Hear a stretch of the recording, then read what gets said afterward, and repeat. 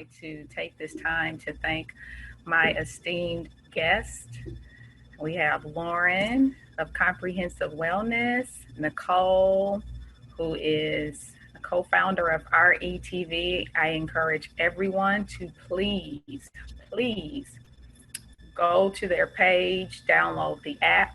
We have Curtis, we have Cornelius, and we have David. Last week, we had an opportunity to start out with our daddy issues, and it was from the female perspective. And I received a little bit of feedback, well, quite a bit of feedback. But what struck me was the feedback that I got from men. And Curtis just happened to be watching the live last week. And I just thought it would be good for all of us to hear it from the male perspective. Now, for those of you that are tuning in, generally speaking,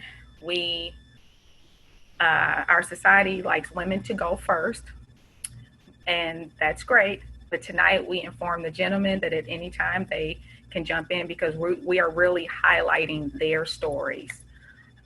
So yes, we're going to go ahead and get started. But I want to start with the gentleman. I'll start with you, David.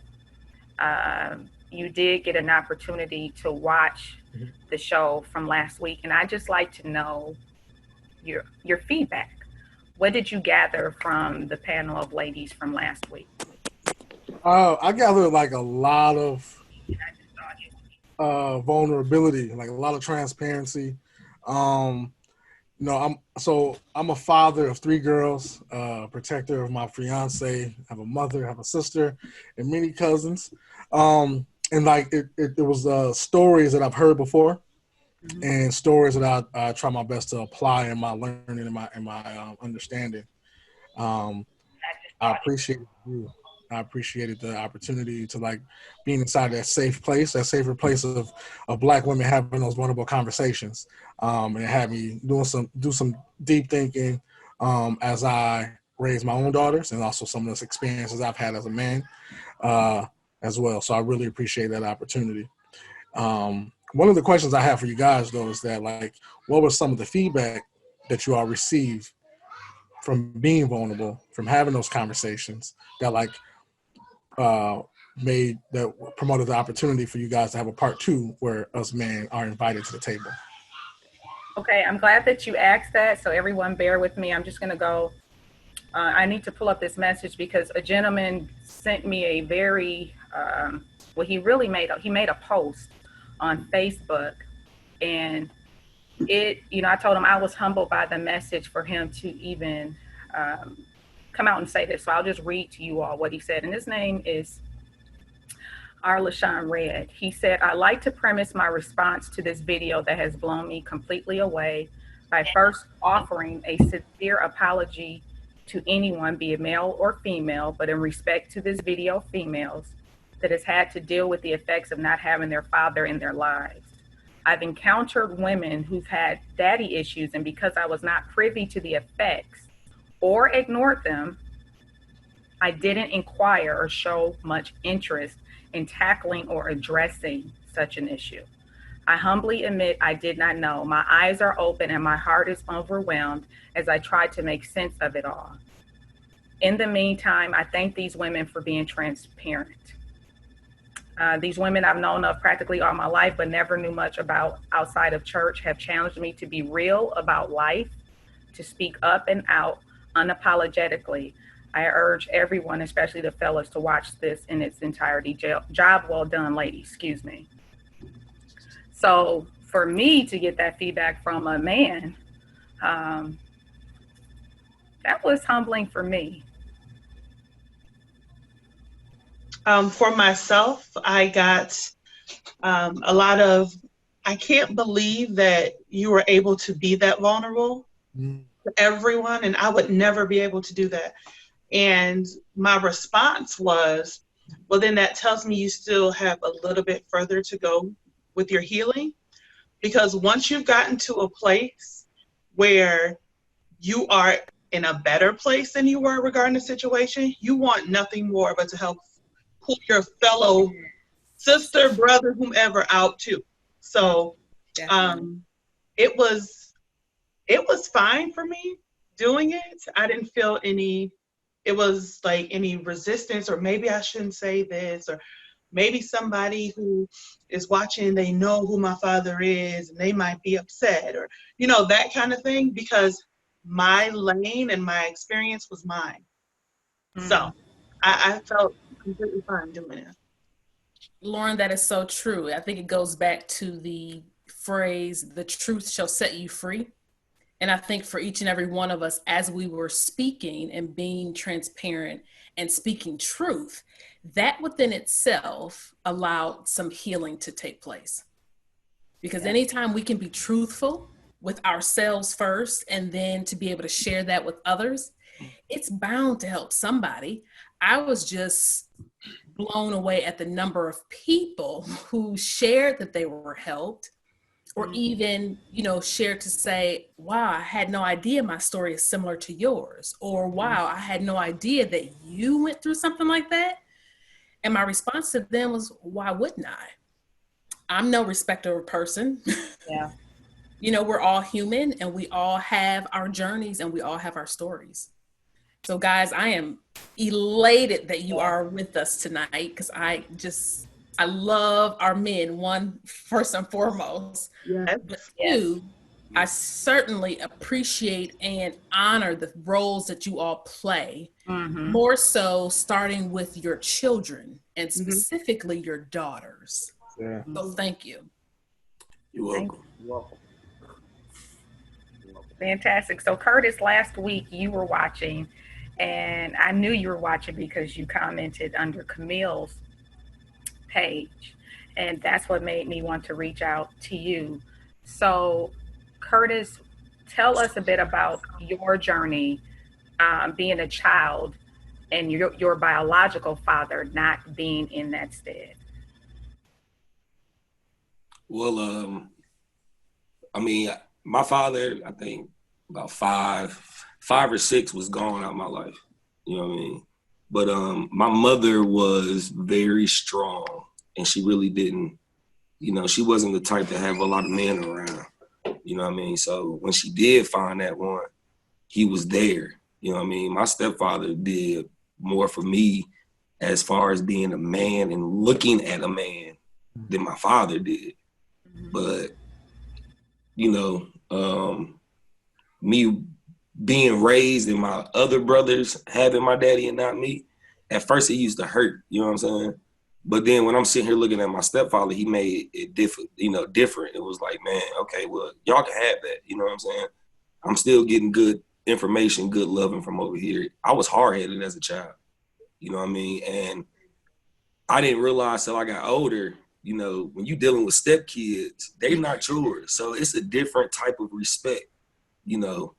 We got whoopings, I don't know how everybody else was raised, but my mama beat me, I gave her reason to. It wasn't like I was getting, tortured or whatever. But for him to come in and talk to me, I didn't know nothing. I mean, it was there as a youngin', but when I got older, I realized why he did what he did. You know what I'm saying? So, my father passed away when I was like 18, 19. So, I told him when I went and saw him in the hospital, I forgive you. You did whatever you felt was right. You know what I'm saying? I had to let it go. And, I told him, like, you can always think, you my daddy, but Bobby Lee Oliver raised me. You know what I'm saying? That's the man who showed me how to change a tire, spark plugs, how to sacrifice for his family, go to work, tired, hurt. It didn't matter. You know what I'm saying? He gave us what it was to be a man. And, me being a father, it's just something I just always told myself if I ever have kids, because, people that know me, I never wanted kids. I wanted to be free forever. That was my whole mission. From the time I got 16, I said, I'm just going to live. I don't want no kids. I done seen people 16, 17 years old I go to school with, they got to go to child support court. I was like, I don't want none of that. No. But then I was blessed with them, and it was like, man, everything I went through, okay, now it's leading up to this. This is what you have to do right here. So when I, found out I was having girls, it was just like, man, I was always told any man that had women was a dog in his life. If you have girls, you were a dog in your life, because God is going to give you everything. And I'm like, man, I got twin girls. It's crazy. You know what I'm saying? Mentally, I was messed up. I was like, Yeah. what am I gonna do? Mm-hmm. You know, but being who I am, you know, I always linked on family members, you know, my big brothers, their wives, you know what I'm saying, my big sister, people that my mama knew, you know what I'm saying? And I read, you know, I had to self-educate myself, you know, so I just realized that having a daddy was so important, you know what I'm saying? Mm-hmm. Psychologically, it messes with a child if you don't have both parents. But for girls, they have to have a man in their life to show them, you know, I'm going to be your everything, and I'm going to be an example. You know, this is what you look for in life. You get somebody like me or better than me. And, you know, coming from my life, I've seen where women not having that, it messed them up, you know. And they won't admit it. I'm not even going to, you know, put titles on them or whatever, but they know who they are. You know what I'm saying? There's certain occupations that, you know what I mean? They can say, oh, I'm doing it for school, I'm doing it. No, I would never want my daughter to fall off into that because I know she's better than that.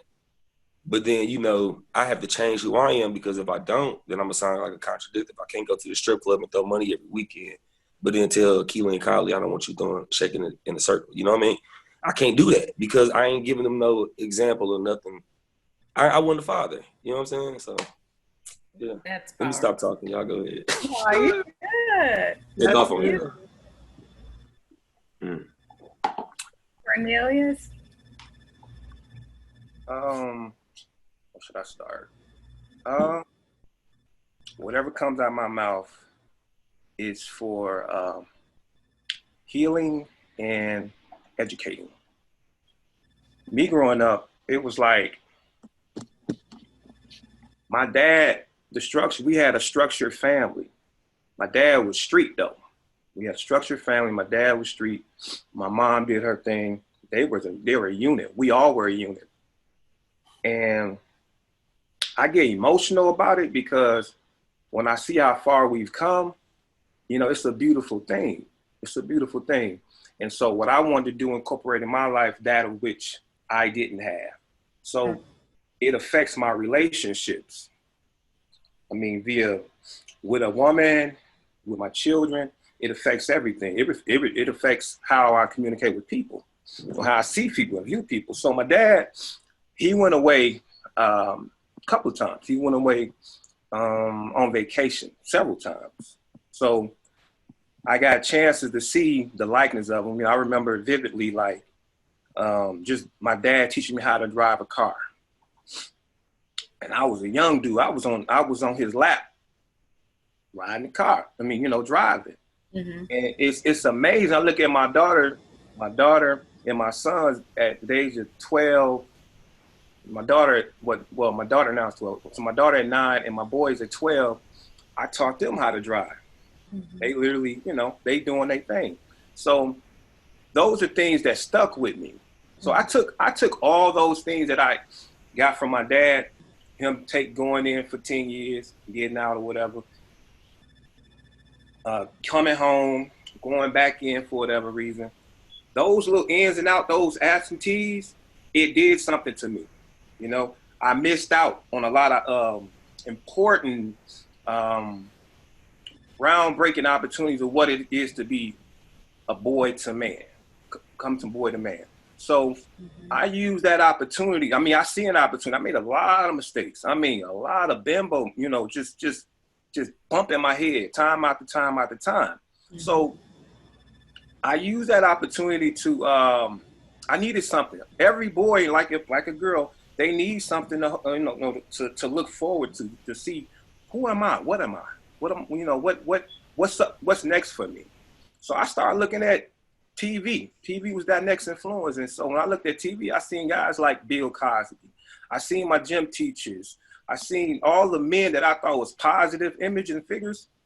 I incorporate the way they operated and treated their family in my life. All right. And that was growing up. And when I became a part, I was about to get my ex with the Nation of Islam.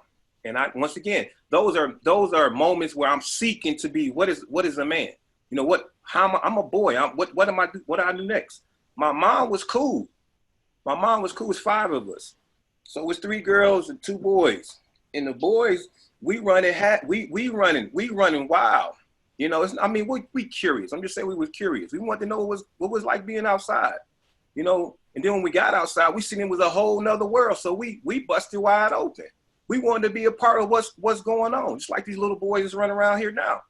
They just don't have any form of discipline, no form of guidance, you know. So we lose ourselves. It's only because we need that foundation and fundamental of 2 parents, and we get that balance. And when I didn't get that balance, I see why I went wild and I had to gather myself. I mean, it took me later in life to figure it out, but my dad, he always was a stand-up guy. You know, I look at education, what he could give me, or what he didn't give me, what he could give me. I was 18 years old. I mean, I was a superstar all through high school as far as sports was, and academically I was pretty good. And my dad wasn't there. My mom wasn't there either. And she was only there because she had to work. She couldn't be there. And my dad wasn't there because he just wasn't there. So when I was 18 years old, my dad, you know, he was out, and, you know, I started bonding with him. And I told him, I said, you hurt me.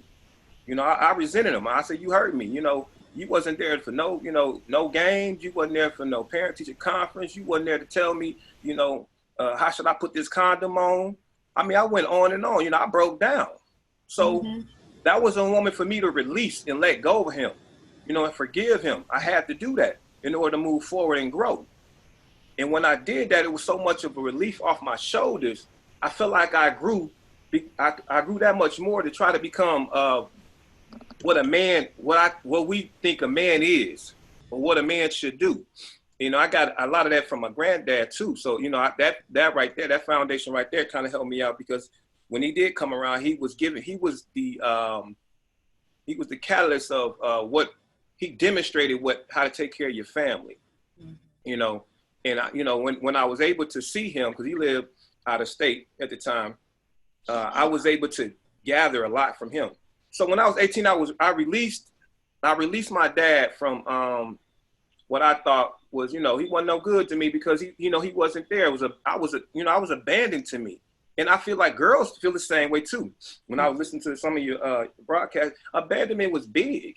So it causes an issue with moving forward in your life, you know, trusting people. You know, you don't know who to trust, you know, you don't know who to run, you don't know who to believe in, who got your best back, who got your best interest at heart. So I released him, and I moved that much further in life in terms of I can go to him and I say, you know, can we start over again? I need you. And he did just that. And it let me know that, oh, he made some decisions and choices that caused him to be in a bad position. And I've been there too. You know, I stole cars and things of that nature, and I had to make a decision, you know, and I'm gonna stop doing this, I'm gonna do this time, and then it connected like, yo, we need each other. But I'm gonna get the floor up. What I notice is one thing is important. That foundation of having the guidance of both parents involved is key. And that is fundamental. That is one of the most overlooked situation. I think men are easily not valued in the household. And it's on many levels. It's because they abandoned home. The boys and the girls look at the men and say, yo, you know, he a cow, he a punk, you know, he left us. And so it leaves a void in our hearts and our souls. And we have to close that gap, because it's going to live with us for the rest of our lives. And no matter how we try to sugarcoat it, and when we start our families, and like a lot of us have, it continues the cycle. It comes out and it leaks. And you try to put it away, it's too late. Now you done lost your relationship because it's something that you never took care of in the past. So we have to take care of those things today. And I'm gonna open the floor up to somebody else because I keep going. You good. David, you want to weigh in? It looked like you were over there taking notes. You're muted. Yeah, I'm always taking notes just to make sure I gather my notes, gather my thoughts. Okay. So, so my father has always. I'm gonna do like a backwards model. So, Okay. my father has always been, and I think he will always be in my life until he no longer is able to be here. And I see the manifestation of his growth in his retirement age. So, like, my father right now is finally able to have conversations about his pain because as a black man, he grew up in the South, came to Milwaukee, married my mom, did like the traditional thing, got a job, work and everything like that. Now he's finally able to like articulate his pain, his thoughts, and process those things. And now it puts perspective into many of his whys. So like I said, my father, my mother and father remained married until they're still married actually. They have their differences now, but they're still married nonetheless. But my father, he came from somewhat of a dysfunctional process, right? Dysfunctional family or a collective, right? And so he wanted to make sure that his children didn't experience the same thing he experienced. So like that kind of manifests into like high expectations, sometimes unrealistic expectations. So like on one hand, I look at it like from my perspective is, I definitely have my father, and it was unachievable, unattainable goals, but it's because he grinded so hard, kind of like Jay-Z said, Hov, Hov did that, so y'all ain't got to go through that. Like that was my pops, and that was his way of like processing his pain overall. And my father did a great job at like, again, I can't put all the emphasis on my father, but since we're talking about father issues, but like my mother and my father did a great job at like developing those milestones in manhood. But one thing that my mother, so like even though my father was a great father, my mother told me something, and I'll never forget it. She said, "Little Day," that's what she called me. She said, "Little Day, be a great father and a great husband." And I never understood what that meant because in my mind, my father was a great father and a great husband, and I still believe my father was a great father and a great husband. However, my mother also had, so the topic of is, daddy issues. Loved her father, like most women do, right? From a complex family. But her father was also a complex man who was toxic in his nature. And it's funny, as I grew up, I never looked at none of my parents' fathers as my grandparents, and this is a shock to many people. So I'm like disclosing a lot, and I never looked at them as grandfathers because they didn't match my father. So my father was a representation of manhood, and whether I didn't know enough about these men, or or from the stories I heard, they didn't have what I had. So I was like, oh, I don't have a grandfather. And it's crazy because I remember y'all was talking about, I think I remember someone was talking, you were talking about that, was it Toya? Yeah, Toya, were you talking about your last name? You was talking about your last name. Yes. From the last conversation. Mm-hmm. And that I resonated with that because I know my name, very prideful, my name Comer. And I'm very prideful in my father's manhood and manhood in general, and whatever that means as we transition to times. But I feel like for a period of time I neglected grandparents because they did not meet the expectations of my mother and my father. And that was deep for me because for years I didn't accept people. So I had to like really heal from that because again, we're talking about legacy and lineage. It's so important, like how those things connect. You cannot get away from your past. Mm-hmm. You need to know what your past was, so you don't make the same mistakes from before. Mm-hmm. And sometimes we find ourselves in situations where we are fighting curses we didn't know we had.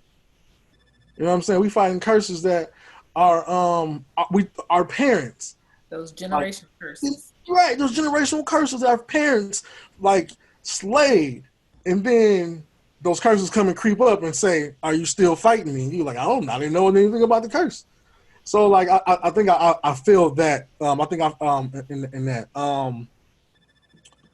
another thing is about my father. He was a dad to those who didn't have dads.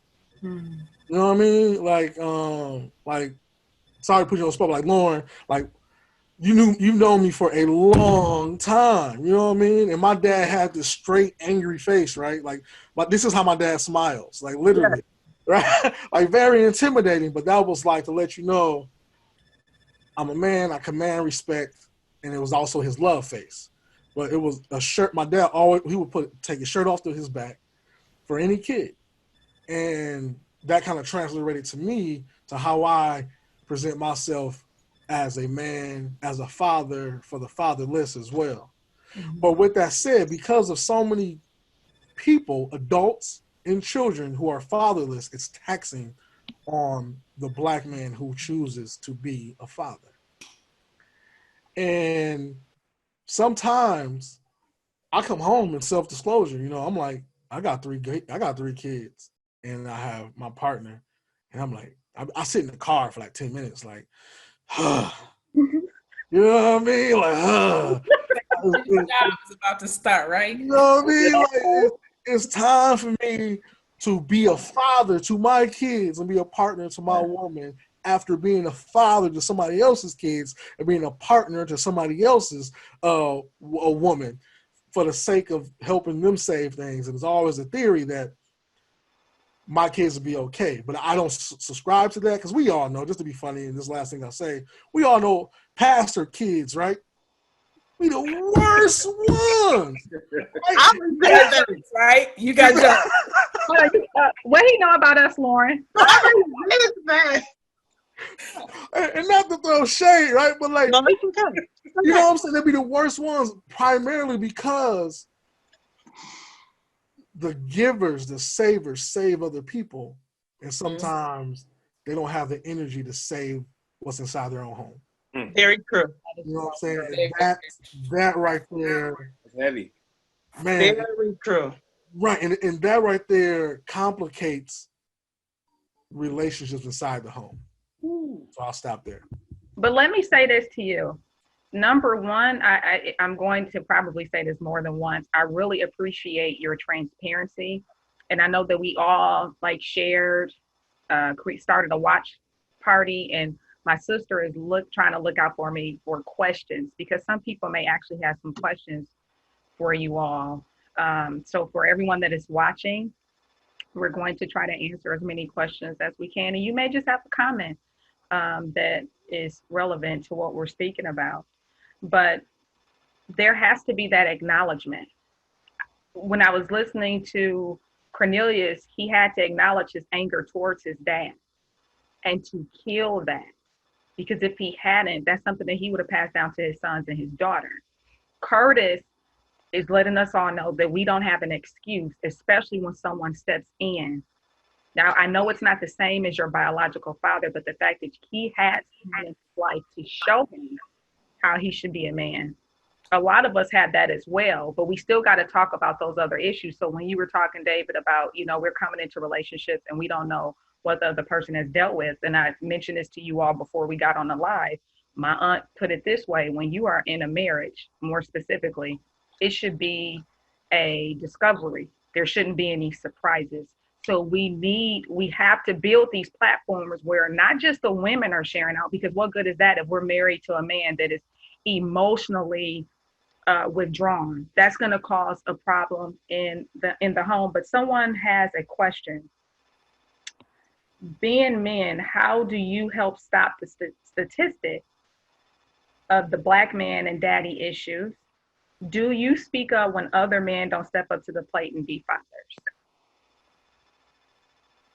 Curtis, if you want to start there, if you're around someone and you know that they're not stepping up to the plate to be a father, and how do you help? I disassociate myself. I don't. I don't even be bothered with them because we're grown. I mean, I feel like, you know, we're adults. You know, you got kids. Only ones I really deal with is my blood brothers. You know, if they're not doing what they do, I'm gonna get on them.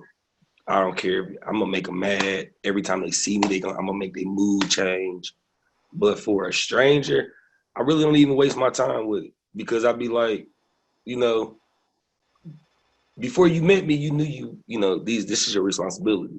So if I come around you and everything that I'm doing is, hey, let's go do this with the kids, and you not, we have nothing in common. My brother used to always tell me, you're gonna hang around bums, you're gonna be a bum.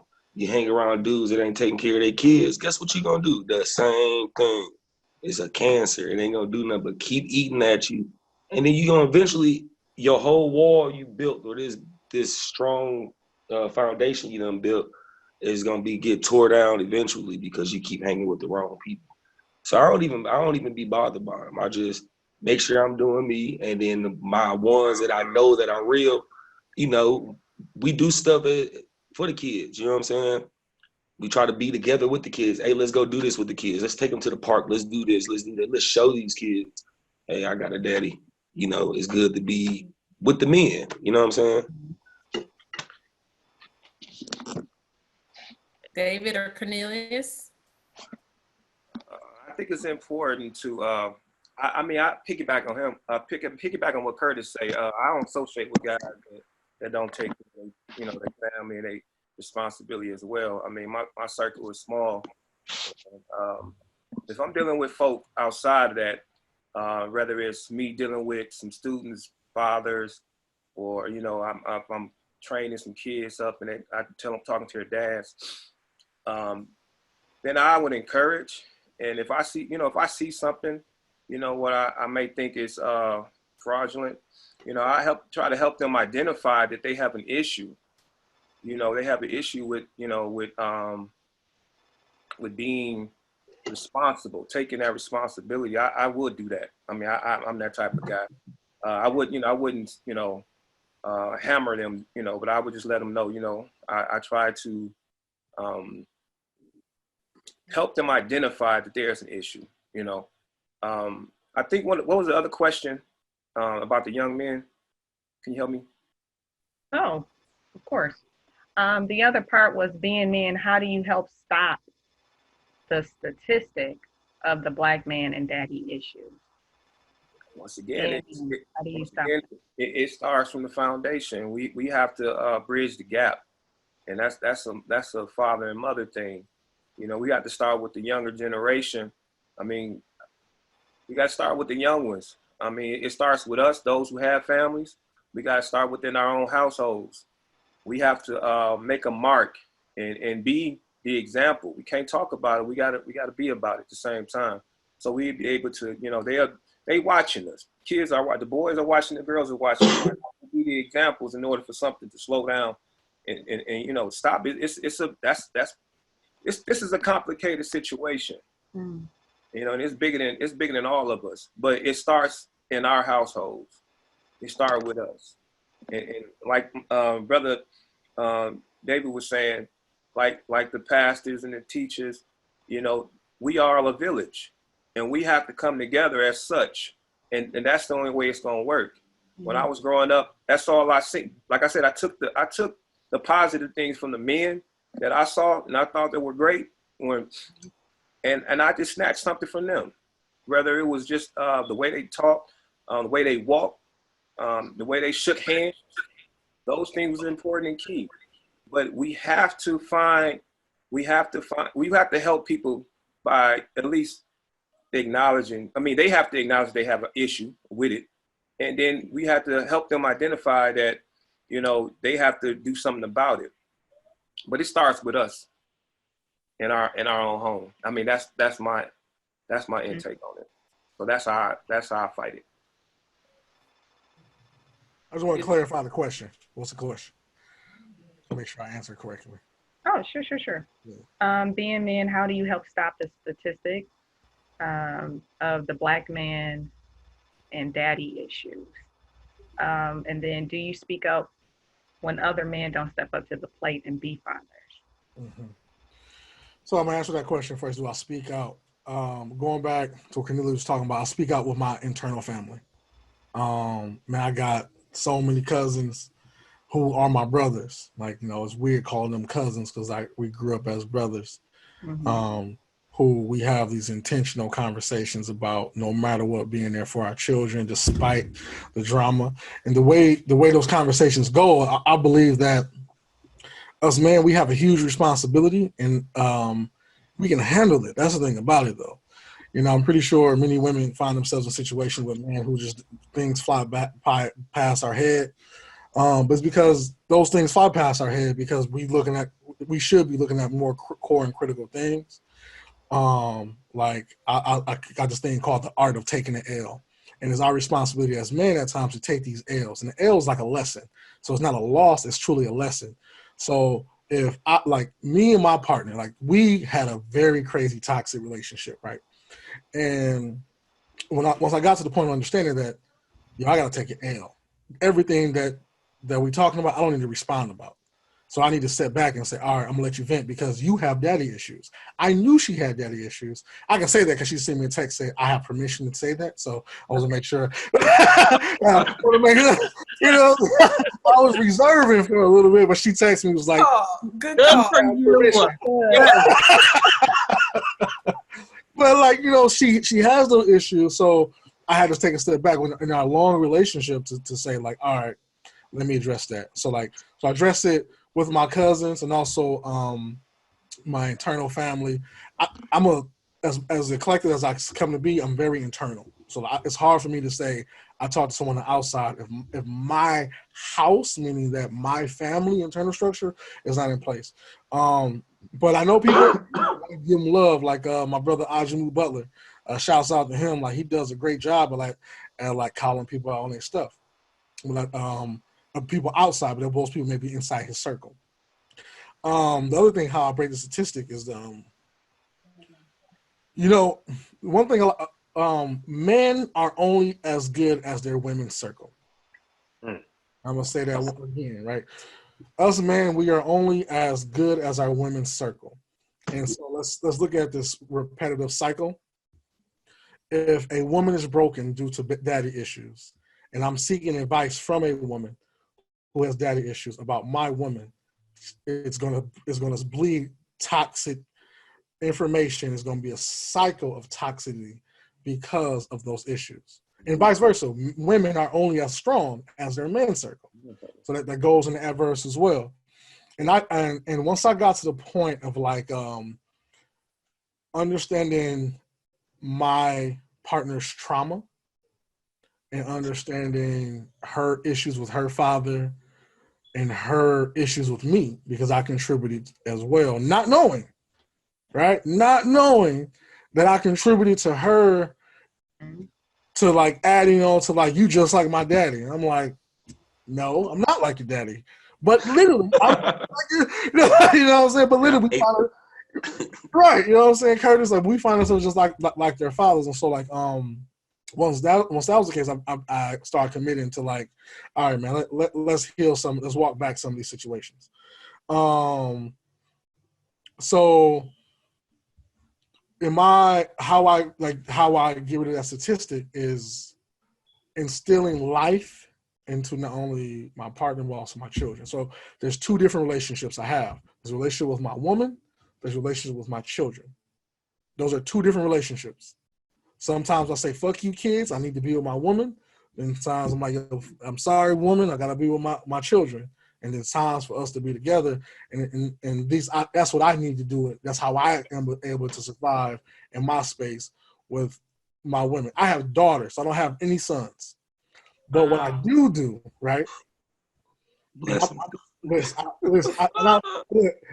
I'm giving y'all some information that like I've been writing on for years. So I'm glad for the platform. But like, so brothers, here's what I believe: we need to mentor the husbands or the partners for our daughters. So let me tell you what this looks like. If our daughter's a teenager, let's say she's 13 years old, she call herself dating. Guess what we need to do? Well, I know. Ain't none of that going on. Oh no, you woke me up now. Hey, Yeah, brother Curtis. yeah, Hey, I'm not. I'm a high school counselor. I'm gonna let you know right now. I'm gonna I tell mean, you I about. feel you though. And see, that's what I'm saying though. And see, I'm very unorthodox as a father. Me and my daughters have real conversations, and when I ask them questions, I give it to them straight because I grew up on tough love. You can't be around me and know something and watch me mess up and then expect me to think that you love me. No, you don't. So now you the enemy. I'm gonna put you over there in that category. So with me as a father, I'm gonna give it to them as straight as I can. Like I'm right a now, I'm challenge. gonna tell you the issue I'm dealing with. The girl, my daughter play basketball. Uh-huh. These girls think they finna be dating my daughter. You know what I'm saying?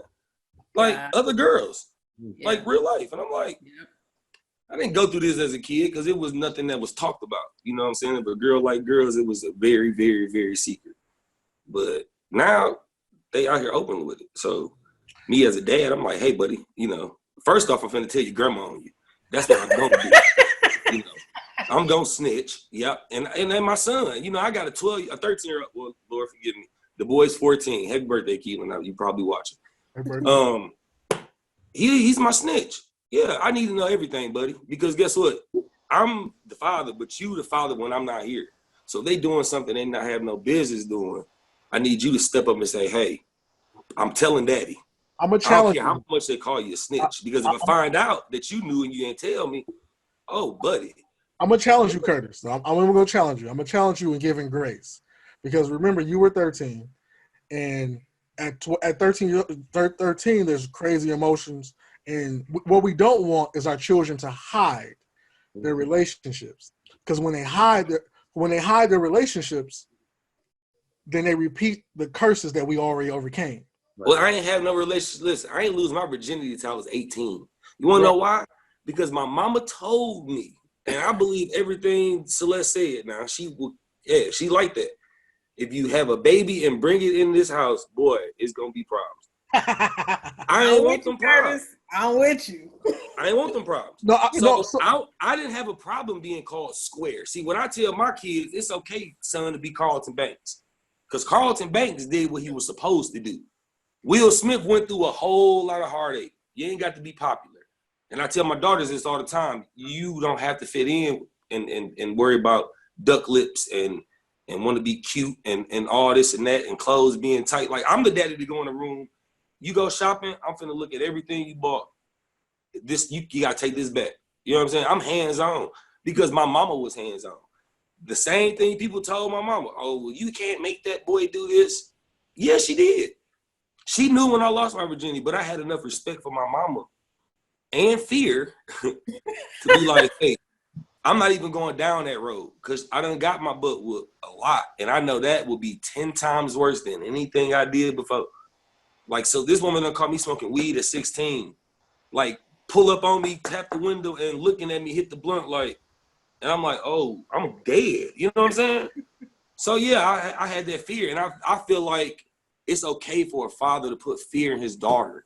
I want my daughters, I don't want them scared of me not to talk to me, but I'm going to find out information anyway. Curtis, you know what I'm saying? Curtis. What's the fine line, though? Fear in the aspect of respect. Yeah, not fear me to where you don't talk to me. I want you to be like, hey, my daddy said I can't do that.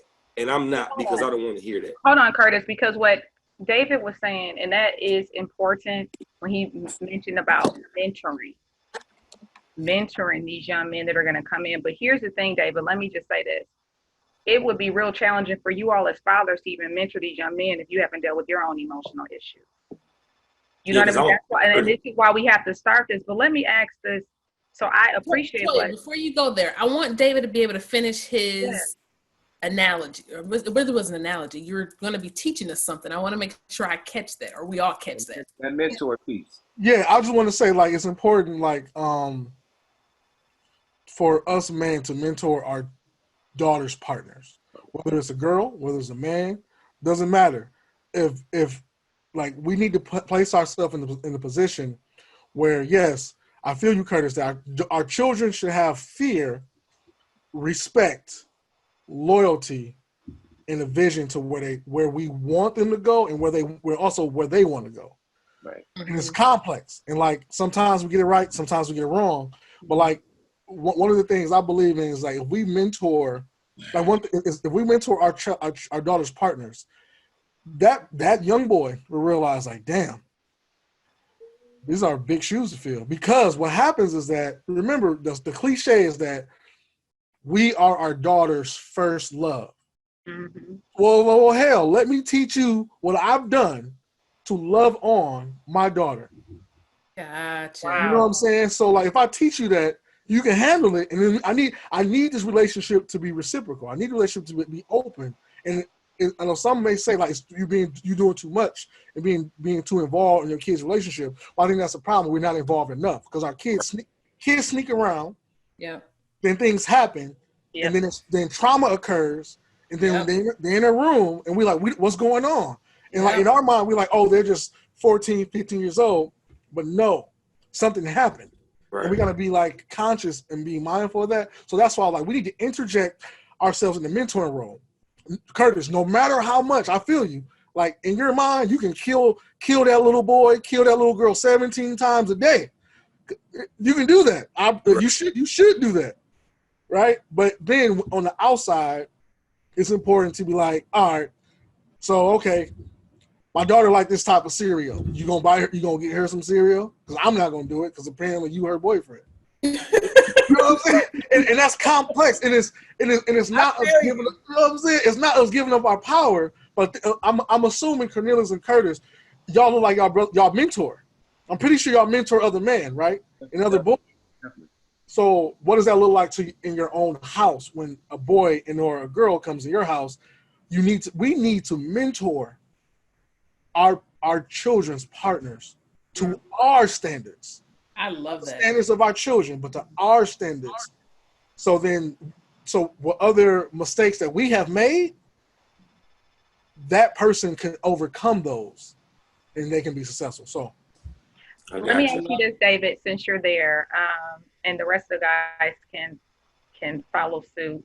And Curtis, when you see this, yeah, I know. I'm not gonna. That. You know what I mean? Okay. So, how did having or not having your dad affect your relationship with women? I'm sorry. Say that again. I can't hear you. How did having or not having your dad affect your relationship with women? Having my father affected my relationship with women because my dad comes from the South and it's traditional. It's that I don't care what you're doing. Food is ready by X amount of o'clock. This is your role. This is your identity. And I kind of like, I think what interrupted that was my mom saying, be a great husband and be a great father. So that traditional value, it helped with, actually it helped and it caused a lot of like chauvinistic, misogynistic behavior of being, I see you, Lauren. You know too much, Lauren. Like really, like just like that whole behavior of like, okay, if you this polished person, you can get away with X, Y, and Z. And I don't think my dad felt that, but I think he kind of projected that at times only because that's what he knew.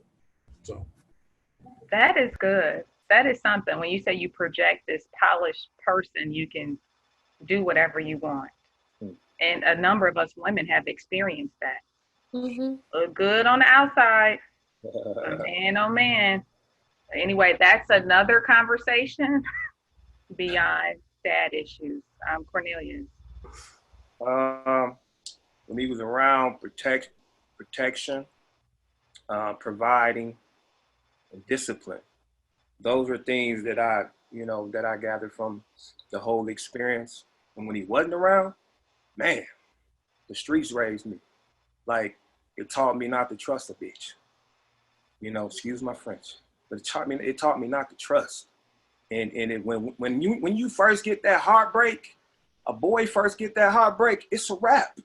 Because now all women seem to be this certain kind of way.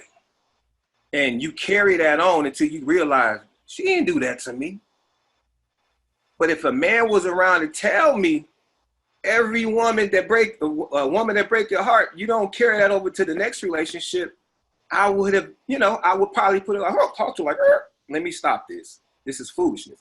But when you don't have that type of guidance, that type of that mentoring, that leadership, and somebody tell you this is what it is, every situation you deal with a relationship from situation to situation, you're going to continue to repeat cycle after cycle. It's a pattern.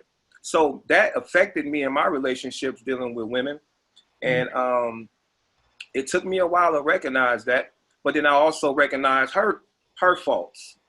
But you throw your faults on her, and y'all playing ping pong. You know, you're playing ping pong. You never really figure it out. So when I decided to put a halt to that foolishness at a younger age, in my 20s, I started to realize, I started doing a lot of self-empowerment. Started eating away at my issue. What's wrong with me? Why am I continuing to be this way? How am I gonna move forward being a man? Because it was big for me, being a man. I wasn't a man. I wasn't a man until I was like 35. That's the way I felt. But I was doing man things. I was taking care of responsibility when I was in my 18, 19, 20. I was taking care of responsibility, properties and the whole nine. It didn't make me a man per se, or a great dad per se, because I had issues mentally with dealing with being, first of all, father issues. I had to deaden that at a young age, but now being a father, not to carry those same issues along, it's a challenge. It's a test. So that right there, I recognize those things while growing. While growing. Curtis, how has it affected your relationship with women? I wouldn't say it affected it. Well, how can I put this? I mean, just watching the men in my life, you know what I'm saying? Like I said, I had my stepfather, so him, like, as soon as him and my mother met, they were married, he was in the house. I seen what he did, bought my mama stuff, gave her money, I seen how he treated her, how he made her smile, you know what I'm saying? But when I stepped outside of my house and went to my cousins and watching them, I got a brother, he was a pimp. So, I go down there and see him, and it was just like a whole different ball game. And I was like, wow, his daddy wasn't in his life. You know what I'm saying? So, me watching that, it was like, man, okay, I can either do this or I can do that, and you get more of a, I want to go this route. I didn't want, like I said, I didn't plan on being a single father, you know what I'm saying? But I always loved and liked to treat women with respect, you know what I'm saying? I wasn't really never the type to be disrespectful. I couldn't just come around and be like, yo, what's up? You know what I mean? And I couldn't do that. You know what I mean? I was a softie. You know what I'm saying? And I really didn't like to hang around fellas. I hang around the girls all the time because it was just very interesting to me to pick brains and just listen to them talk. You know what I'm saying? And just sit in the midst of 3 or 4 of them and just hear how they talk about us. I was like, okay, I don't want to be that guy. You know what I'm saying? So let me go ahead and act like this and act like that. So Right. I feel you. Let me ask you all this. How do men discuss the mental and emotional weight of being a father? And like, that's one thing, but then too, as you all were talking, when you were saying the importance of having both parents, Curtis, you said you're a single father. Man, how do we all tackle that? Because everyone is not going to stay together. In an ideal world, we would be with the people that we have children. Right. Well, mine was kind of, my baby mama put my girls up for adoption when they were born. So I was locked up in Miss DF. You know what I'm saying? It was a house correction. One of them. I've been a couple places. So, I was locked up. I get a letter saying that, your girls died. They're stillborn. It's like a whole spiel, a lie. You know what I'm saying? So when I became a father, it was like, I knew I had my son, but it was like, boom, now you got 3. But I had to go get them. I went to court. You know what I'm saying? My brother, Antonio, my daddy oldest son, his auntie, you know, she worked at Marquette, so she showed me and told me what to do. You know what I'm saying? This is what you got to do. You got to do this. You got to show receipts. You got to do this. And I wanted to be like the rest of these niggas out here and be a weekend father. But I remember what Celeste told me. You know what I'm saying? I didn't want to have that weight on me. Every time I saw her, she was going to bring it up every time. Where your kids at? Oh, you ain't got your kids. Same thing my man said, just you act like my daddy. I ain't want to hear I act like Big Kurt because I knew how she felt about him deep down inside. You know what I'm saying? So when I went through all that, it was like, man, okay. At first I used to ask a lot of questions. Why me? You know, why do I got to go through this? You know, I don't bother nobody. And I didn't even want kids. But then you did the act to get them. I mean, but hey, you know, and that was on my part, you know, of wanting a relationship bad.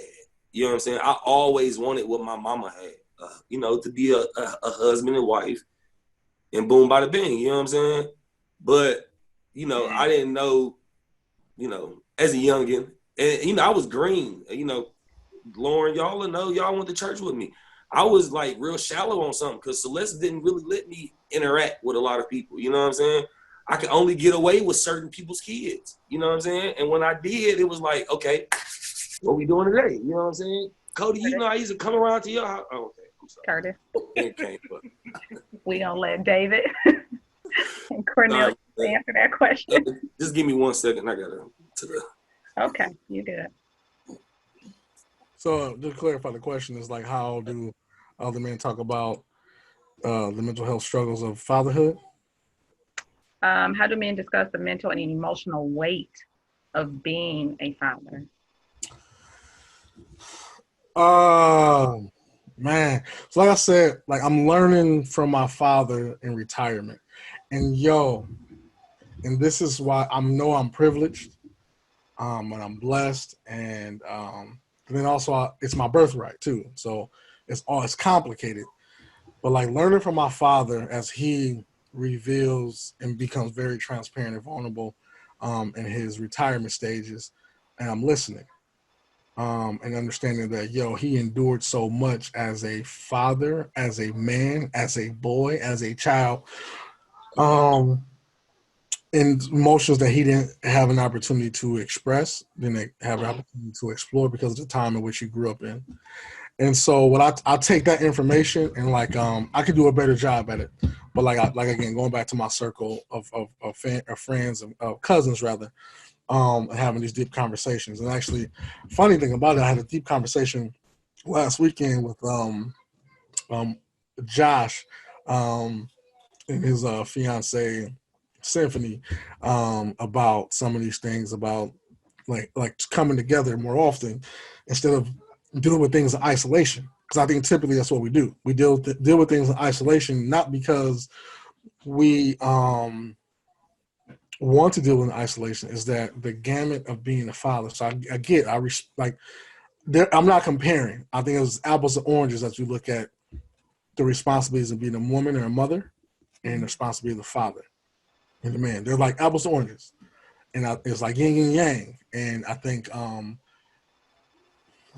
we tend to find ourselves in these deep, dark circles. But I think that's why I said earlier that it's important that a man is only as strong as his woman's circle. And the women in my circle tend to guide me and remind me of my why. And it's really not, it's funny because it's like when us men get together, we just want to be around each other's presence. Like we just want to, we can sit back and talk crazy and play video games and drink or laugh and joke, and it's crazy. It's crazy. I don't know if you ever been at a man function before. There's a lot of affection when men get together. I'm sorry, Curtis and Cornelius, I'm spilling the beans about what happens inside of our intimate circles, but there's a lot of hugs. You know what I mean? There's a lot of handshakes. There's a lot of close proximity that occurs, and that is how we deal with our emotional mental health. I'm not talking about the problem, but I see you, Curtis and Cornelius, and say, I get it. I'm in the same boat. And so we real close to one another. Our handshake may last 5 minutes, and we just sitting there doing nothing. Mm-hmm. and I think that's how we like deal with our mental health and our emotions. And like, you know, it's interesting because I find it interesting that many women like want black men to go seek therapy, which is important, and many black women want black men to like be more emotional and intimate. But like, what the problem what happens is that, remember, us men, we're very simple creatures. We're very, I don't know if you agree, Cornelius or Curtis, but I think we're really simple. We are either hot or cold, that lukewarm middle ground spot. Funny, that's a church I used to go to, but like that lukewarm spot that we're in is really difficult to exist. So if you tell us to be emotional, all right, I'll be emotional. And then sometimes we spill too much emotion, and then going back to those daddy issues, it triggers you like, whoa, my dad did that shit. I don't think I want to deal with that. And we say, okay, I'm gonna turn around and say, all right, well, I'm not gonna deal with my emotions. I'm gonna do it on mental health myself, and I'm gonna keep going. And then what typically happens is that you aren't talking to me. Well, if I talk to you, my walls will tear down, and these walls hold up us.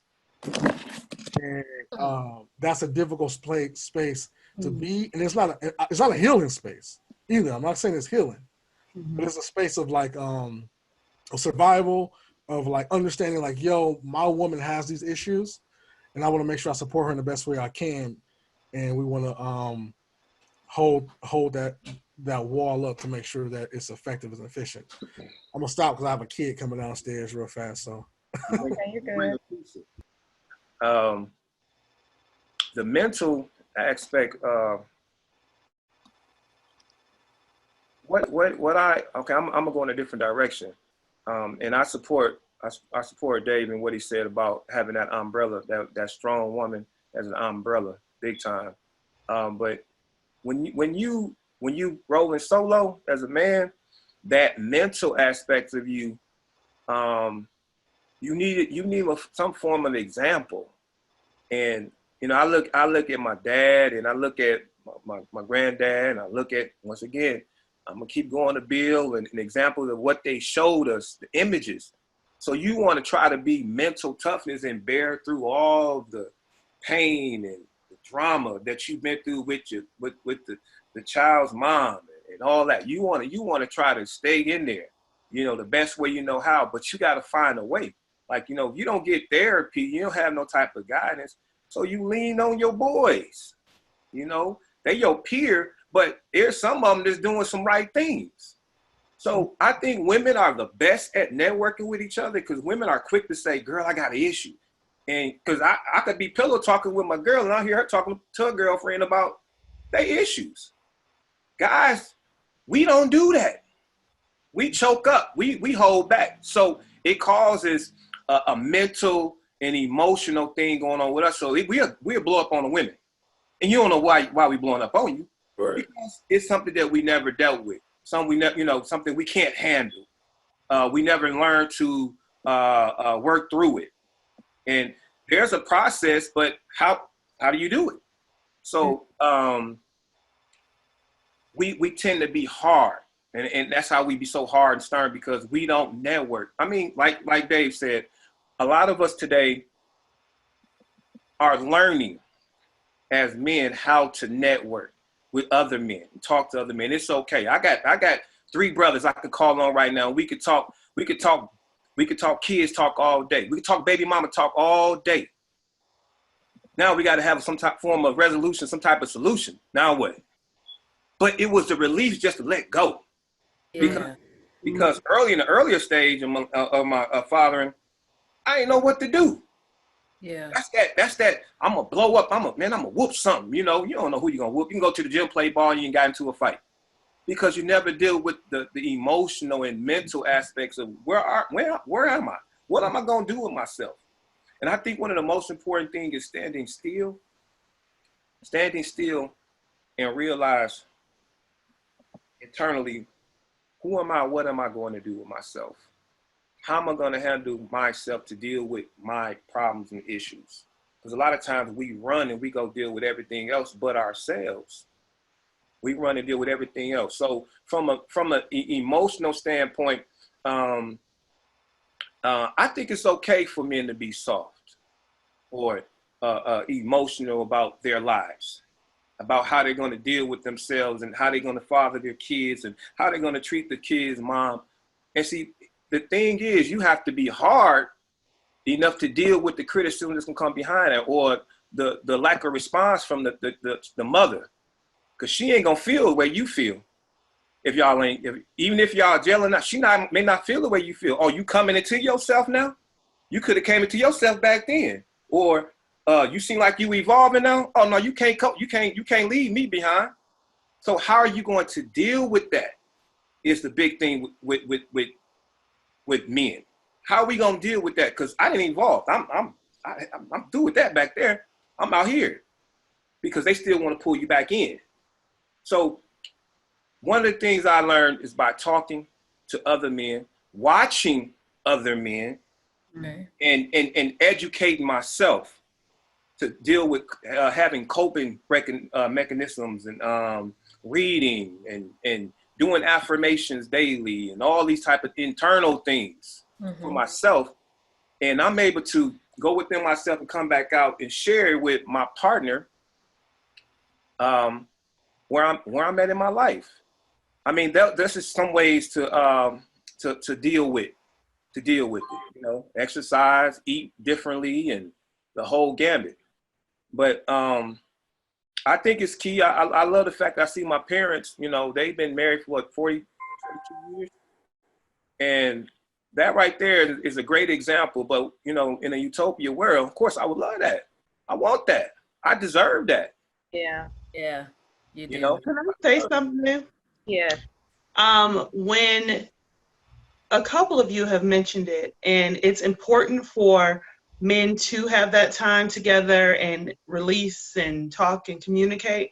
But what I was thinking when you guys were speaking was we still need to find a way to mesh the two together and be comfortable saying your emotions and your feelings with women. Because how I picture it is the middle school dance and all the boys are on this side and all the girls on this side, but everybody getting their groove on. Nobody's mixing. Right. And the problem is we have to interact with each other. So if I have someone and my partner can go and be with his boys and get that release, that's beautiful, but I still need him to do it in-house without feeling like if I am vulnerable, is she even going to respect me the same way? Mm-hmm. And with speaking, I was like, do we give that opportunity to our men? Yeah. Do we make a space that says, hey, I know it's a lot being just a man. Right. It's hard being a Black man. And that's for various reasons that I won't even get on a soapbox for right now. However, am I providing a space? Because when you come home, you're supposed to be. How I view where I live and lay my head, that is my fortress, that is my safe space. Yeah. And if I, as a woman, am not providing a safe space for my man, I'm doing a disservice. Yeah. Right. It's cool outside, but it needs to be done with each other. We need to have everyone sitting and going, I feel this way when blah, blah, blah, blah, blah, but being vulnerable with each other, because that's how we bring the understanding together. And even just I saw somebody post the other day, it said, my man can't eat an appetizer or a dessert at dinner because that's gay or that's just for women. And when I read that, I said, are people out of their mind? Oh my And many things that we say to devalue, since we're talking about men, and like, please, okay, let me do this. The following comments are of Lauren's only and not of Women's Champ. No, I echo that, Lauren, because I had the same question. I was going to ask the same question. So you're spot on.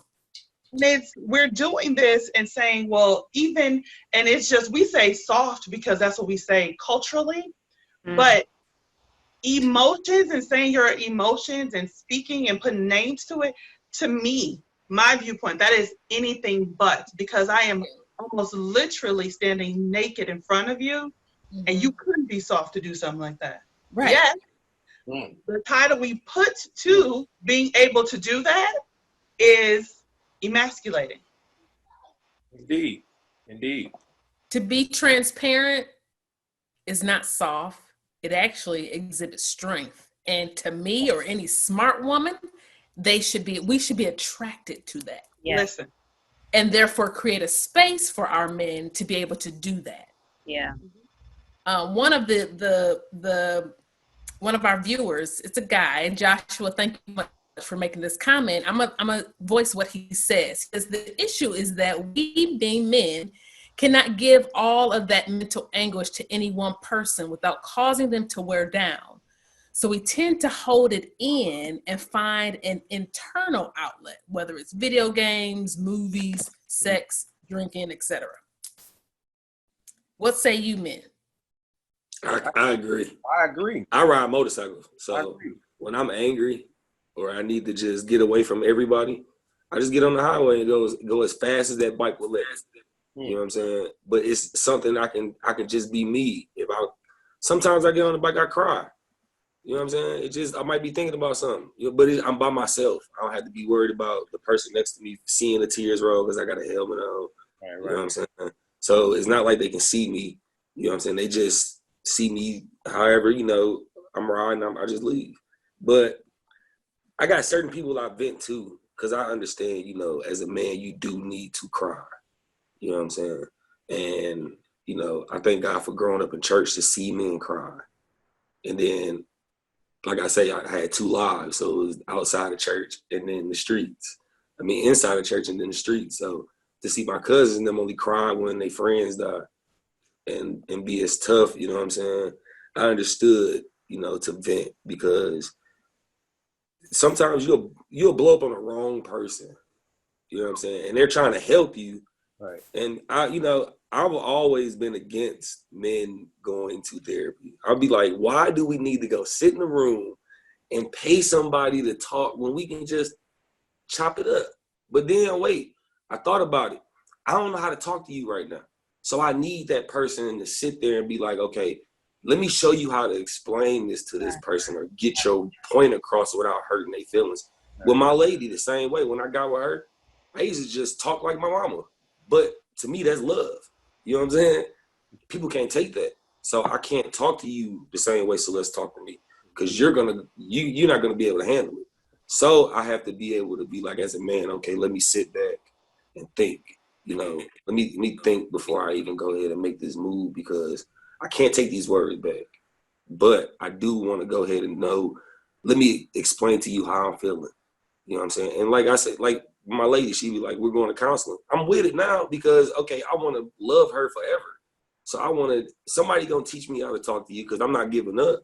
So whatever we got to do, you know what I'm saying? This is what it's going to be. If I had to have this lady be a mediator or this man, come on with it. I'm open-minded now, you know what I'm saying? Because I know if as much information that I want, I got to be open-minded.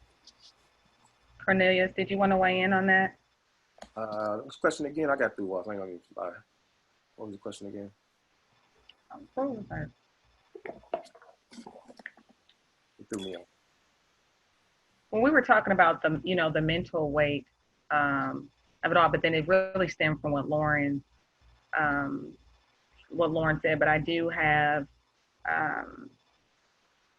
It was really based off Lauren, and then Nicole came in about not giving all of your emotional and mental anguish to your partner, so you create an outlet. Okay.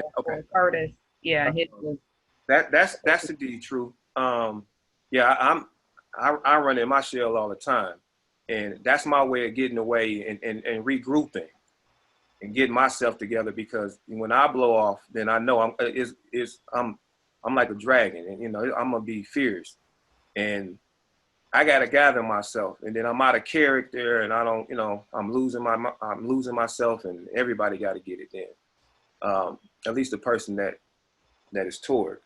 Yeah, I go to the gym, go to music, get to reading something, research. I barely say on I talk to my boys, but I've been to calm down. Then they kind of take things off, get my mind off what was what was going on initially. But I think it's key. I think it's key to kind of get away, you know, to gather yourself. You know, I'm not holding on to it. I used to hold on. I'm not holding on anymore. You know, that's dead because it kills you. You know, it kills you, and then you have to revisit it. It ain't doing nothing but wearing you down. You don't like the person you're dealing with. You done with them, pretty much. Those who hang around, they suffering. You know, they hurting the other person. So yes, I think it's important to get away, and I know men do get away. Mm-hmm. So let me ask you this, David, since you probably are weighing on it. I see that you all get away, but is that solving it? Like you all have left. Like let me tell you one of my issues that I had. For me, I wanted to be heard, and you all can tune us out very well.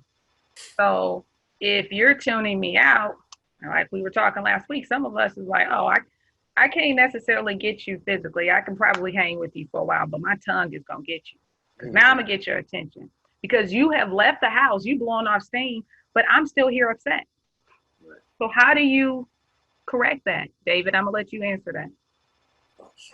I mean, so merging all this together, like I say this thing called you got to practice protecting your peace. You cannot, I could not go outside and seek like counsel or consult other friends and family if I, one, didn't identify my peace, two, start protecting my peace, and three, start practicing protecting my peace. And so, which if I do those things, if I do those three things, start practicing protecting my peace, I can tune you out and receive what you have to say. Because I think like I said earlier, I said, you know, it's the art of taking the L. Sometimes, man, like my woman just want to be heard. My 3 daughters just want to be heard. My colleagues just want to be heard because you have this unresolved trauma, just want to be listened to. And then also I don't take it personal. And that's part of my piece. Like I don't take most things personal, but I take it personal if it's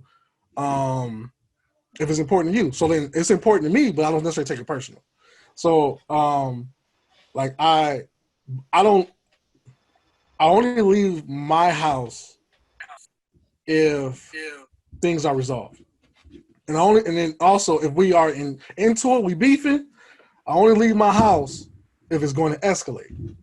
But I always return and come right back and be like, all right, we ready to talk? You know what I mean? Because like, you know, because again, I'm deep rooted in practicing protecting my peace. I think everyone deals with it differently. Me personally, like there's multiple things. It's just not one. Like Josh was talking about, one person cannot be the gatekeeper of your pain. And I have many people as a gatekeeper of my pains. So pains with an S. Mm-hmm. So I may go to my mom and my sister and divulge some information just for myself that they know about me. I go to my woman who receives information and then regurgitates it and make sure I'm okay. Go to my father. So going back to that father piece, that's why it's important. So like for us who don't have fathers, we got to be that father. I play video games. I eat. I've been gaining like 10 pounds during this quarantine. You know what I mean? Chocolate is life for me right now. Not by yourself. Yeah. You know, and then also we got to choose something like Curtis said. You say you ride your bike. Brother, I cook in the kitchen where I'm like, the kitchen is my safer place. Don't come in my kitchen. My kids be trying, no, don't go in let me mix this rice up. You know what I mean? Like I cooked dinner before I came here and it was like, I needed to do that for myself. Wow. So I can decompress. So it's like, we have to find multiple modalities and then rely upon my friendships, rely upon things that we traditionally do. We just got to make sure that it's not toxic in a way that it implodes on us. But that's why we also have multiple modalities. Well, I have multiple modalities because if it does implode, it's on to the next one. So we can't just have one thing that we tend to use to help us decompress and be present with our partners. Go ahead, Nicole. So this has been great conversation, and I know that we have just touched on a little bit of everything just because of we only have limited time. So I do foresee this reoccurring in the future. But what I want to ask you all, and it's really piggybacking back off of the comment that Lauren made, now that you all have addressed, some of the issues that you've had, either, with the relationships with your fathers or bonus dads, and then identifying how you deal with your issues. Now, I think from a woman's perspective, what can we do to be able to create that safe space so that you all can be vulnerable, not just to us, but first and foremost to yourselves first?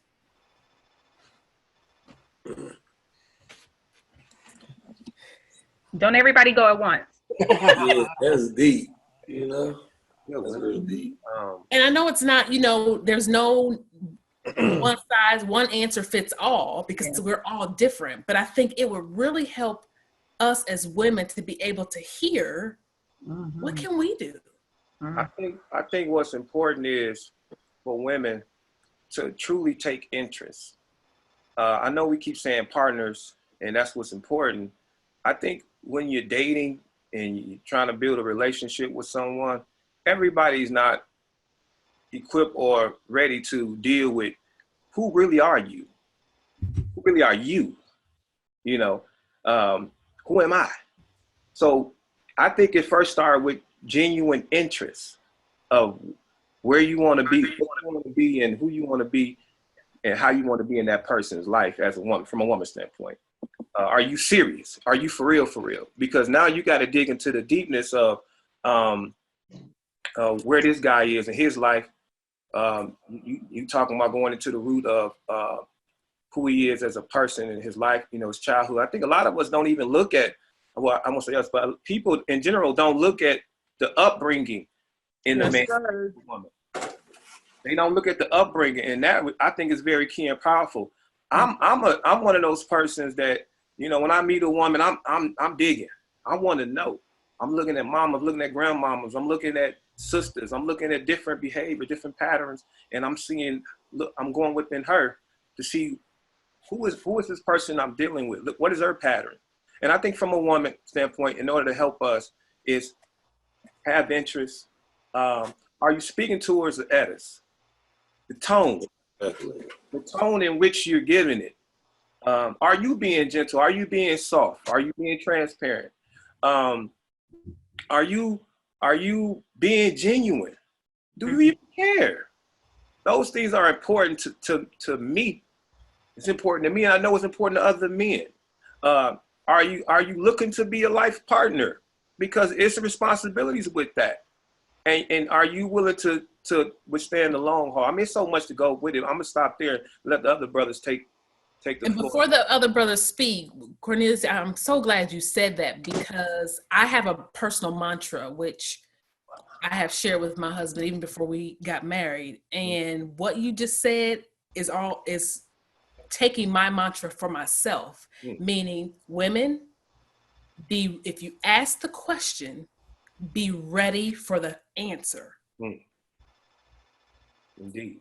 If you ask the question, be ready for the answer. Beautiful.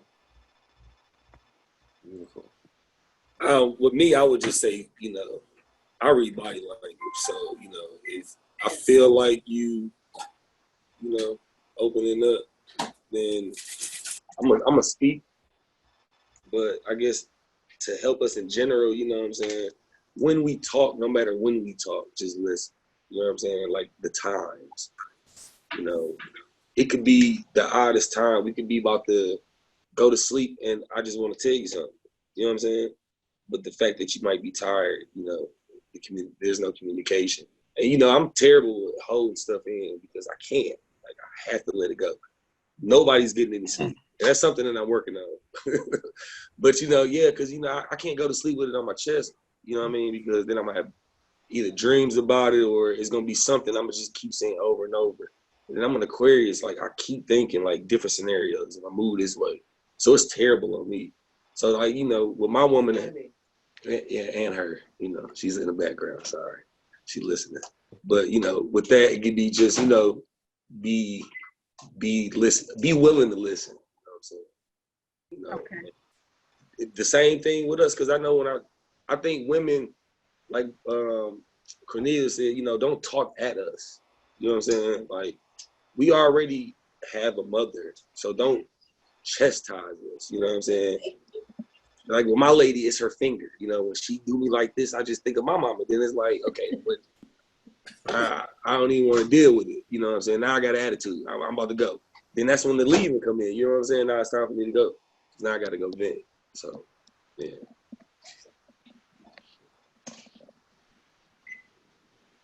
That's a heavy question. I think one thing is understand that we all on a journey, and then I think we romanticize our status and our positions. Like, you know, us men, we don't have it all together, and women, you don't have it all together. That's right. Like, you don't, and we don't. No matter what society is telling you, and I always say, like, you know, we have to be careful with like the celebration of Black women versus the acceptance of Black women. Those are two different things, and we got to pause on that, because celebration makes it feel like it's acceptance, and then therefore you like many women and men, but many women in this context feel elevated and like, well, what do you bring to the table? Then the question comes back around, well, what do you bring to the table? Right. Maybe we both bring nothing to the table. Maybe we don't have a table to bring nothing to. Maybe we need, you know what I'm saying? Maybe we need to build a table. So keeping that in mind, that like being honest about where you are in your journey. I think the other thing is that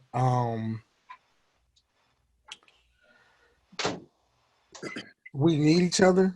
You know what I mean? Like, and this is primary to Black men and Black women. Whether I am a stranger, whether I'm your brother, whether I'm your colleague, I need you, and that you need me, and like somehow we need to. I need you to trust me that I'm coming to you without motive, and vice versa. And like us men, we need to like understand that we need to approach women without motive. Because again, we gotta come with understanding that we both have scars, we both have trauma, and we need to kind of like overcome some of those things. And I think the other thing is that I have this thing. It's called his house and her home. So women need to understand that us men, the house that we are developing is predicated based off the primary woman in our life. And the home at which you are trying to create is predicated based off the primary man in your life. So that home can be predicated based off of your child's father or your father or your brother, whatever man that is primary inside your life. It's predicated based off of that. So remember, house and home. So it sounds very weird and like, because it's like really traditional, but like as a man, as a house, I'm building foundation, you know, the outside, the landscaping of it, and that needs to reflect you. It cannot reflect my mother. It cannot reflect my sister. It cannot reflect a failed relationship. And when I walk into this home that you are creating for this house that I'm attempting to build or relay, it needs to reflect me. And that's so important that it should not reflect. And sometimes you may need to just go ahead and build a whole new house. And it's important to understand that sometimes starting over and being raw and transparent with a man opens the opportunity for us to be transparent, or sometimes it doesn't. So take chances and understand and take chances, realize that there's red flags. There are always red flags. And receive those red flags, and also receive us, but that doesn't mean tolerate us. So receive us, but don't necessarily tolerate us, and vice versa, because we receive you and want to necessarily tolerate you. That's fantastic. I feel like, you know, this is just the tip of the iceberg. Before we get off, we all know that we're in a very interesting time, and chances are, if this pandemic is not taking place, you all would have never met. Indeed. And now we see a need. People still want to be able to communicate with others, feel some type of connection. But I'll tell you, gentlemen, this: my whole aim for doing any of these shows is to bring healing Yeah. to people, and we have to start with a conversation. So, and this is more so to Curtis, my brother. I love you. In about 90 seconds or less, as we close on a fantastic note, and I'll go last. Please tell me, what are you grateful for? What are you grateful for right now At this moment, in your life? love. I am grateful for that. And the people in my life. It's just a journey, and I've chose to disassociate with certain people and just close my circle up as small as I can. You know what I'm saying? To get us stronger. So I'm grateful for that because it's coming true. My kids, mom, dudes, family members, just trying to get around like-minded people. So I'm just grateful for all of that. And the opportunity to talk to other people that I don't know. You know what I'm saying? Like, I got good information from David and Cornelius. Two different sides. They live two totally different lives, but we have the same agenda to be as strong as we can be. So I am grateful for that. All right, David, you did well, Curtis. You did well. Thank you. Echoing what Curtis said, being receive everything that everybody's talking about, including people inside the chats. I'm definitely grateful for like the affirmation of one of my mission statements, like to heal, like to restore Black love by involving Black men in the healing of Black women and children. This is a platform that allows it to happen, and I'm very, very appreciative to that we can have a civil conversation even if we agree to disagree or agree to agree. I'm just fortunate to like add new people to my circle. Like Curtis said, he said something about village, and that's a trigger word for me. It was like, all right, well, I need to chop it up with Curtis and everybody on this set to see what village we're trying to create, because I'm very interested in doing that. And I'm very appreciative of Black love. And that is the only love that I accept, like, is because it's universal. You know what I'm saying? Unadulterated. Black love is unconditional. It's agape. Fantastic. Cornelius. I'm gonna piggyback on the universal love. Indeed, appreciate that. Family, being able to be healthy, have my limbs, and be able to create all over again. Having good mental health. I'm thankful for being able to take care of my family, be able to teach my seeds what I know, as much as I know, for as long as I can while I'm here on earth. Being able to help others. I love the community, regardless of its state. I love people, and I love to give back to the youth, mainly. I appreciate this platform for you to happen. This is my first time ever doing something like this, and I definitely appreciate what y'all doing. I'm inspired to do something like this myself in terms of having a platform. So this is a great opportunity, and I appreciate you, Latoya, and Nicole, and Founder, and Lauren, and all you guys, Dave, Curtis, for just getting the opportunity to do something like this. I just appreciate life, period, and love. Fantastic. Lauren? I am grateful for family, and right now I am grateful for accountability and having those around me who hold me to a high standard, and when I want to withdraw or go inward, they go, no, you need to do this. There's a lane for you. So even like when I branched off and I started my business with comprehensive wellness, I had Dave in my inbox, and he would be hounding me like, so did you do so-and-so yet? Okay, I'll check with you in 2 weeks. Like, I need that. And it's very important for our village, because that's a trigger word for me too.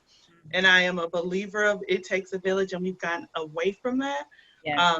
in general. But I really believe a lot of people that at least I know are trying to restore that, which I think is a beautiful thing and it's needed. So just, I love my people. I want us to do well. I'm grateful for this platform too, Toy, because it is very needed. Thank you, Lauren. That's my lovely Nicole. And I echo all of the sentiments that all of the panelists have said tonight. The first thing I have to say is I am so grateful for acceptance. Acceptance of when I am raw and transparent, and can have that safe space to share that. So I am so grateful for my husband who creates that space for me even when I don't necessarily deserve it. And I am just so grateful for Black men. Yes. I am. You all are just, you're unique. You're the epitome of strength out of every ethnic group. You all have to do, you do, in spite of. And for that, I am so grateful, which is why I am trying to be more intentional on what we as your Black queens can do to lift you up, to be supportive, and not to be another stumbling block to tear you down, because you don't need that. You don't deserve that. So if no one has said it to you, we appreciate you and we love you, but most important, we need you, and we need you to be healthy for yourselves, for your partners, and for your children. You know, I'm okay with that. I accept that. That's beautiful. Yeah. We Thank appreciate you too. All y'all, all three of y'all, Appreciate all you. Black women listening to you. Period. We appreciate you. Thank you. Thank you. You know, the person that goes last, I was gonna say that. I'm sorry. No, it's great because I was just like, you said what I wanted to say. I'm grateful for an opportunity to begin the healing journey.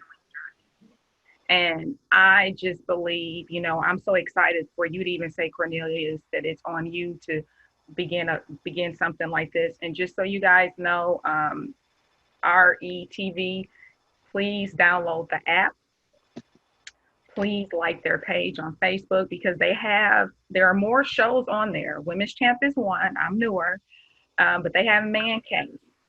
And the owner, who's Nicole's husband, he and a group of guys, they have discussions. And so I'm grateful again for the healing journey. I want to you gentlemen for coming on, because you don't know what you could have done for not only some other men, but for some women. Because too often my men of color are, everything that is spoken about you is negative. Well, Black men are leading here. It's always negative. And you all have shown everyone that has watched and those that will watch later on, everybody's not like that. But a lot of it is, and let me tell you this, everybody don't want to be like that. Yeah. They have to be able to talk. And so it starts with us. So I'm grateful that you all were willing to come on. David doesn't know me. Cornelius and I went to college together. Curtis grew up together. Lauren and Nicole, my cousins. Lauren and Nicole, I thank you all for listening. Even with our trauma, as we discussed last week, still being willing to work on you because we want to be good for you guys. Trust us, a lot of us women, we don't want to remind you of your mother. The truth is, most of us that are mothers, we don't want another child. So we do need okay? So even if our hand get to moving, and y'all know how we are, a lot of it is in love. Curtis, deal with it. You know what I'm saying? Like, come on. Exactly. We're going to push you. If she care, y'all may call it nagging, but we're going to push you. Like, dude, let me tell you something. Give me a reason to follow. Because I'm the one, I'm going to be asking you questions. You're not just gonna grab my hand and I'm just, I You don't know. started a whole nother conversation. I know. You know. So I know that we will get there, but I just wanted you all to know for right now, I'm grateful for an opportunity to bring healing. I know at some point Ty's going to come on and log us off of Facebook. I don't want you all to go anywhere yet because I really need to say something to you all once we get off the live. So thank you to the audience for those of you that asked questions. We appreciate you all for sticking with us. We'll be back next week with another topic, but I know that these gentlemen will be back on at some point. So thank you all for being with us. Have a wonderful, wonderful night. And just think about, why are you grateful? Salute. Blessings.